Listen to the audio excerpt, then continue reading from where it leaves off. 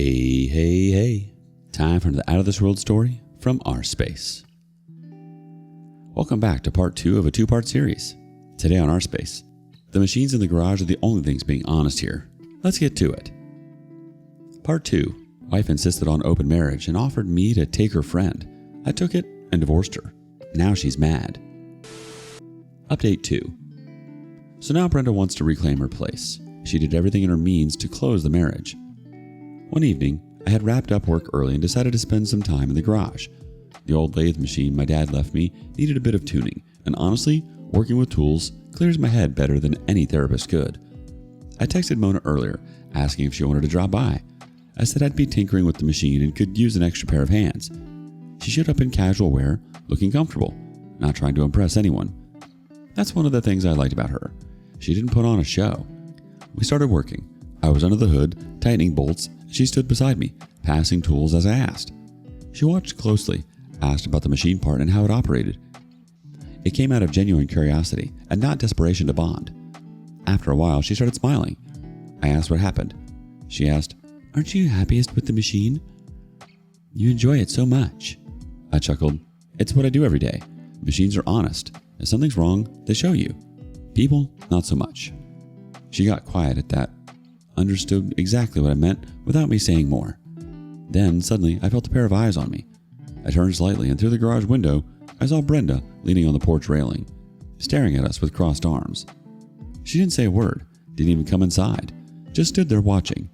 Her face was hard to read, anger, jealousy, or maybe fear. I ignored her and went back to my work. Mona handed me another tool, chatting lightly, but I could feel Brenda's gaze burning through the glass. She eventually stomped off, the front door slamming shut loud enough for both of us to hear. Mona gave me a look. "She saw us, didn't she?" I nodded. Yeah, I let her. After I was done, we sat in the garage sipping coffee.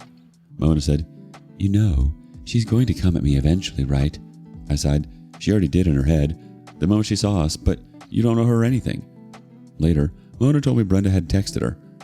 "Stay in your lane. Don't forget, he's still my husband," Mona replied. "Oh, is it? The last I knew, you were found in someone else's bed." That shut her up. That was the turning point. After that, things got ugly. She watched Mona and me like a hawk. The closer Mona and I grew, the more Brenda unraveled. Earlier, she used to smirk at us, but now she scowls. Brenda's confidence cracked. She would hover in doorways, watching us. She wasn't smiling anymore when she went out. She looked tired, bitter. I'd catch her staring at us, but not saying a word. Once, Mona stayed over while I cooked roasted chicken. She was handing me spices, chatting about her job. Brenda saw us through the hallway. This time, she barged in, slammed the fridge door, and left without saying a word. Mona left shortly after that. That was the last time Mona came. Our talks have also reduced. She replied late, or just in one word. Said she was busy. I found it odd, but gave her the space. Meanwhile, Brenda launched her plan in full swing. One morning, I went to the kitchen to make black coffee and maybe grab some bread. Except when I walked in, she was already there, dressed in a neat blouse and jeans, with brushed hair and light makeup. The table was properly set with placemats, plates, and cutlery lined up like we were hosting brunch. On the stove, I could smell bacon frying. There were eggs on the counter, a little bowl of cut fruit, strawberries and grapes, like she used to when we first got married. On seeing me, she exclaimed, "Morning," with a bright smile. I froze in the doorway. I hadn't seen her in that mode for years. She hadn't made me breakfast since, I don't even remember when, not unless you count pouring cereal. I was so confused. "What's all this?" She beamed. "Just thought I'd do something nice. You've been so stressed. I figured we could start fresh. Sit, I'll make you coffee," and slid bacon onto a plate. I sat, more out of curiosity than hunger. She set the plate in front of me, eggs sunny side up, crisp bacon, and buttered toast. Even poured fresh orange juice into a glass. Then she sat across from me. I ate it without even looking at her. Why would I not eat? I pay for the groceries in the house, so yeah, no problem. After a few minutes, she goes, "See how good it feels? We have had enough of this stupidity. Let's close the marriage." She thinks marriage is some form of lid that you can open and close whenever you want. I had a lot to say, but that would have only wasted my time and energy. I had to leave for work. So I just chuckled, finished my breakfast, and left. She was like, "Hello, No thank you? No compliment? With a straight face, I said, I was good. She murmured ungrateful under her breath. The next morning, I was making breakfast for myself. She came in again and in all soft voice said, You don't have to do that, you know. I can make something for us. I didn't even look up from the pan and replied, I'm good. She walked closer, rested her hand on my shoulder. Come on, don't be like this. We've had 8 good years. Don't throw it all away. I casually replied, You threw it away the day you started fantasizing about someone else touching your body. She stormed out quickly from there. That was the pattern now. Fake sweetness, then rage when it didn't work. 2 nights after the breakfast stunt, she tried another play. I was in the guest room working on my laptop on the bed. Out of habit, I had the lamp on low. Around midnight, I heard the door creak. I didn't look up right away, heard a whisper. Hey. I thought she was there to talk again about closing the marriage, so I just kept scrolling my laptop without even looking up and asked, Yeah? What happened? A few seconds later, I felt the bed dip. She had crawled in, barefoot, wearing one of those silk nightgowns I hadn't seen in years, cut low at the chest, like she used to wear back when things were good. Her perfume was heavy enough that I knew she'd sprayed it on deliberately. She leaned against me and said, I can't sleep. By the time I looked at her to respond, she had already slipped her hand under mine. I shrugged her off, jumped out of bed and asked her to leave. She almost demanded, Can you move back to the bedroom? I really can't sleep alone. I snapped, Then go and find someone who can sleep with you. There are plenty of them out there who won't mind doing this favor. She slipped her gown down her shoulder. I freaked out and called her names. She looked at me in disbelief. I rushed to open the door and asked her to get out. She thinks she can use her body to get away with everything. She's wrong. The same night, my lawyer informed me that the paper was ready and I could serve her whenever I wanted. I got it shipped. The next morning, I handed her the papers across the kitchen counter. She looked down at them and tears rolled down her cheeks. She barely whispered, Is this really necessary? I said, Yes. You have 2 weeks to find a place. She broke down. Can we not just forget everything and start over? I said, No. She snapped, So this is about Mona.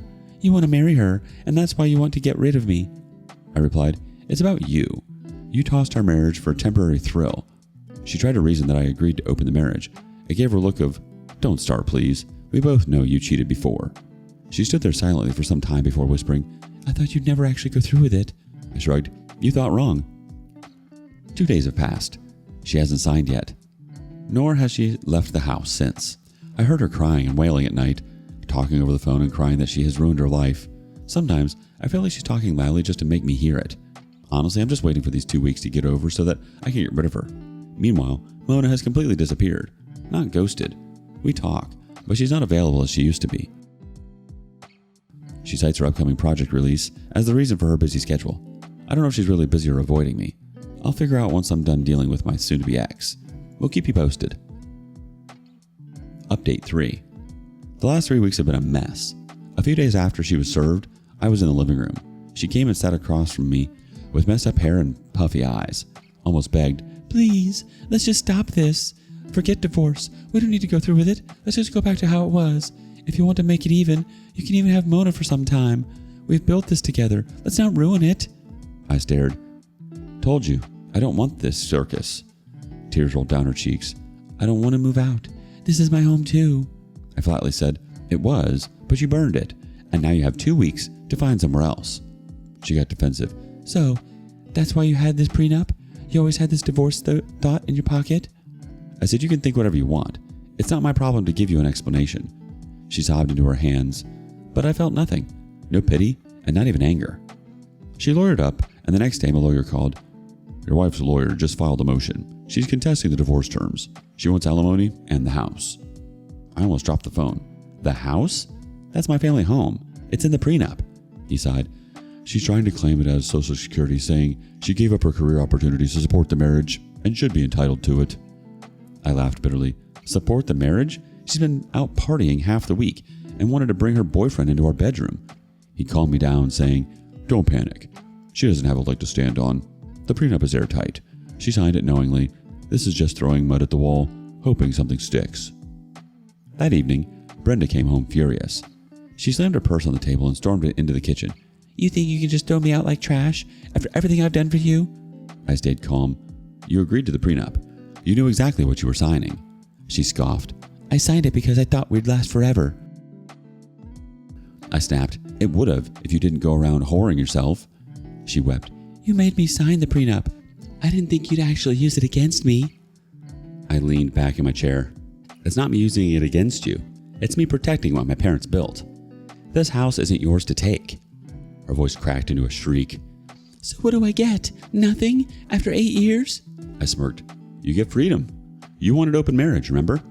Consider this the ultimate open marriage. You're free. She broke down and tears streamed down her face. I don't want freedom. I want security. I want the house. I want what's mine. I told her in a flat tone. This house was never yours, and in 1 week, you won't even live here. Start packing. I stood up and walked outside. She glared at me but didn't say another word. She just stomped upstairs, slamming the bedroom door so hard the pictures rattled off the wall. Then, later in the night, I texted Mona. It had been a long while and I really wanted to talk to her. I asked her out for coffee. She replied, Swamped with work, maybe later. Something about that felt off. Mona wasn't the type to dodge. If she was busy, she'd say, Give me 2 hours, or tomorrow evening. But this was vague and not her. I sat there staring at the phone, my gut telling me something was wrong. The next day, I decided to show up at her place. She answered the door and for a moment, she looked guilty, like a kid caught sneaking cookies. I asked if everything's okay. She forced a smile. It's just work stress. Deadline's near. I shook my head. No, something's off. You don't dodge me unless you're holding something back. Tell me. If you don't want to see me, it's fine. Tell me. I'm a big boy. I can handle. She sighed, let me in, and closed the door. We sat at her small kitchen table, and she finally admitted that it was because of Brenda. Apparently, she showed up at Mona's and almost begged her to stay away from me. Said, I'm sure he'll come around if you stop supporting him. He thinks he doesn't need me because he has you. Please let me save my marriage. We've been together for more than a decade. Please give us the space. He loves me, and you're just his rebound. He's using you just for support. He can't love anyone but me. I clenched my fists that she was still playing that game. I asked her why she didn't inform me about it. She said, I didn't promise her anything, but thought maybe Brenda was right. Maybe I should step back. 8 years of marriage worth a chance. I don't want to be called a homewrecker. That word cut through me. I reached across the table, took her hand and pacified her. You're not the reason my marriage ended. Brenda is. She broke it long before you came into the picture. She dragged Jackie into our lives. She chased other men. Don't you carry her guilt. Her eyes softened, but she still looked torn. I don't want people to see me as the other woman. I leaned closer. You're not the other woman. You're the woman in my life who has supported me in bad situations. Brenda's already been served. She's moving out in a week. This is done. She replied, Okay, but until then, let's not meet. I don't want her ambushing me again. I agreed. It was just a matter of a week. Oh my God, that has been the longest week of my life. First, my lawyer shot back her demand that it was meaningless, and the prenup safeguarded all the premarital assets. However, I couldn't get away with alimony and also the split of savings and investments, which I had been doing for all these years. For our retirement and other goals, we were pushing back hard on it. After that, she came to me calmly, brought the papers along and sat me down. Let's not do this. Instead, let's try out a trial separation. Let's stay separate for 6 months. No divorce, just time to think and reflect. I shook my head. I'm afraid you'll have to spend your life reflecting on how you screwed up everything, but for me, there's nothing to think about. Her voice sharpened. So it's about Mona. That's why you're rushing this. I shot back. It's about you. You torched the marriage. Mona didn't enter it. You opened the door for strangers first. She slammed the papers shut. Fine, I'll see how you walk away without any collateral damage. The conversation was going nowhere, so I stormed out. The next day, I came home from work to find her waiting in the living room with crossed arms. She didn't even let me put my bag down and screamed, So what's your plan? Move Mona in here once I'm gone?